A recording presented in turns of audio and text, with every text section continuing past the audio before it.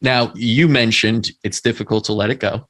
You mentioned Always. neuroemotional technique, and Yep. that is a big part of treatment. People always think it's just eradication of Borrelia, and then you're done.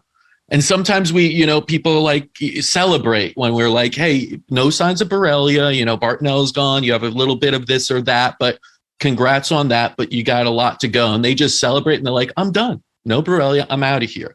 And never address the emotional parts, which are incredibly important. So Right. tell us a little bit about your experience going through that, the NET, I'm sure meeting with my mother perhaps, and going Yeah, through some of it. Yeah. she's so gentle, by the way. I love how but still like stern at the same time, Mm, right? Like she'll be really gentle with you, but she'll also tell you what you need to hear, whether you want to hear it or not. And yeah. she's been really direct with me, which I really appreciate.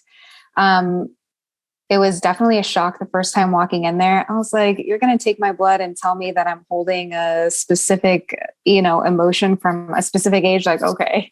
The first time I walked in, she goes, you're holding shame from the age of 20. And I was like, well, that was college. So probably, but I had to transfer schools, which I didn't realize I felt so shameful about because, Mm, I let my studies go. Obviously I was sick, didn't realize it, all of these things happening. Right. I'd always been a decent student. And so I didn't realize that I was holding on to that like embarrassment and shame from having to transfer schools, from having a lower GPA. And I was like, that was the first one she brought out. And I was like, well, that was spot on.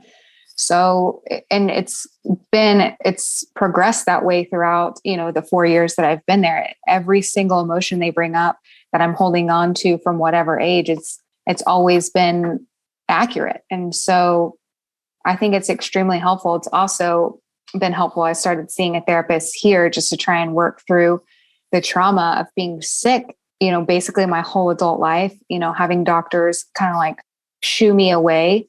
And I think, through the NET treatment there and then my work that I've done here is, innovative medicine preaches like a mind, body, soul type connection, right? Like it all has to operate like in some sort of unity.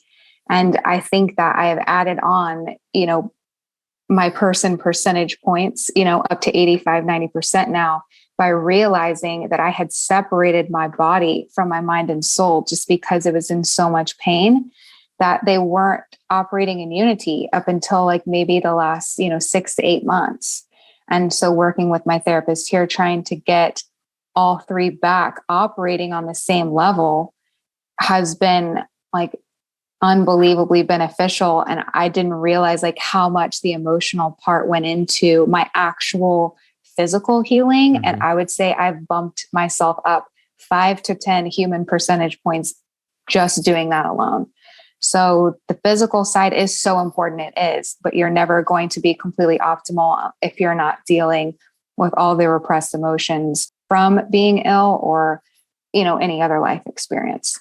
Yeah, I always found it really interesting that so many medical clinics out there don't really address too much of the mental psychological. And just as backtracking, my mother's a clinical psychologist here, and she deals with a lot of the emotion, psycho-emotional part to deal with any trauma or anything like that, using biofeedback, using neuroemotional technique.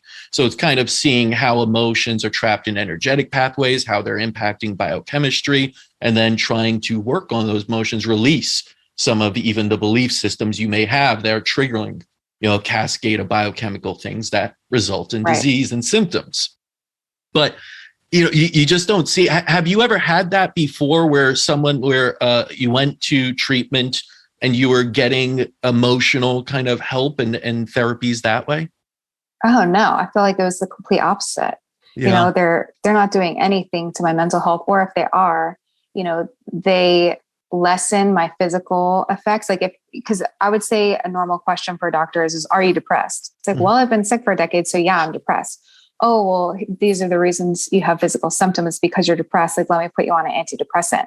So it's like you're addressing it, but you're not addressing what's actually right. happening, right? Like it's actually a cause of the physical symptom. It's not because of the physical symptoms. So I would say it's the exact opposite. It's a hindrance whenever they bring it up, not like a helpful pathway.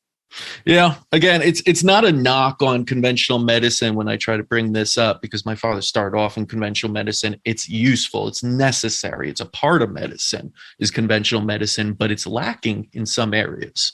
And one of the areas is mental health. I think you could, agree on that. All of us are kind of 100%. suffering from some sort of Yes, mental illness these days, and absolutely. we're not doing much to address it, and throwing pills at it ain't working. It's Right? not We have working. to address it. And I think anyone that goes through any chronic disease, if a doctor isn't addressing that mental psychological side, you're missing out on part of the treatment that's really, really important. And I think too many people overlook that.